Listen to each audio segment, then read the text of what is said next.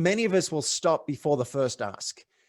And I want to encourage us all to at least ask your partner for what you want in the bedroom, giving them the freedom to say no. Hey, would you be interested in this? I want to try this out. What would you like? Ask for someone to work with you or to buy your product. They can say no. And the more we practice it, the more calluses we can build around it. So don't stop before the first ask. And too many of us will stop after one asking. And I think that's a shame. If you care about it, look, if you don't really care, that's fine. I put it out to the universe will decide. I respect that. But if it matters to you, you've got to keep going, because most other people in the world will get stopped before the first ask or the second or the third. They're not going to be persistent. They're not going to ask 5 or 6 times.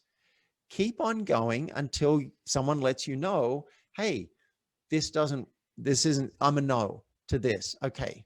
Even once you get a no, you might decide that charmingly and persistently, you might respectfully. If you're open to another, I want to pitch you one more time. I didn't get my best foot forward. May I send you one more 30-second pitch, right? You can ask. Yeah. We're not going to be assholes about it. We're not going to be annoying about it. We might even say, I realize I've asked you 3 times already, and I don't want to be annoying, but also if this just got lost by the wayside, it'd be such a shame if we dropped it right here. Let's just be honest. I want to dig in on this just for one more second, because this is good. And the language you're using too, like you're announcing, I don't wish to be annoying. So you kind of realize with some level of EQ, this person's receiving, okay, he knows he could be coming across annoying. I'm trying to be charmingly persistent. And I think that is such a great way to word it, because you're not like, yes, I'm just trying to be persistent here. And then someone would be, yeah, he's just being persistent.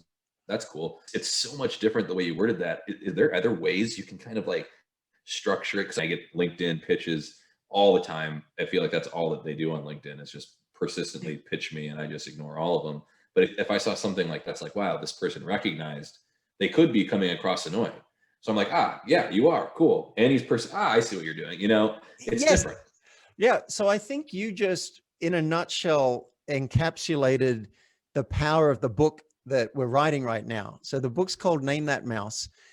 And the idea is that we all know about the elephant in the room. You see it, I see it, no one's saying anything. But many creatures in the room are much more subtle. They might be little mice around. So if I'm reaching out to you on LinkedIn and I want you to buy my product and I don't say anything, that's a mouse in the room. In fact, it's a little bit more like an elephant, because we both know that I want you to buy my product. And if I don't say anything, I can come across as disingenuous. By naming the mouse, hey, I'm hoping you might eventually become a client.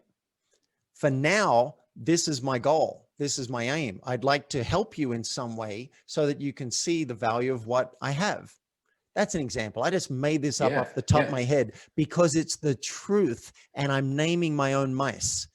Now, when you hear that, you can relate to me like, oh, this guy's actually being honest with me. He wants me to buy from him at some point, but for now he'd like to help me so that I can see the value of this and I might become a client, or maybe I'll refer someone to him. All right, show me what you got.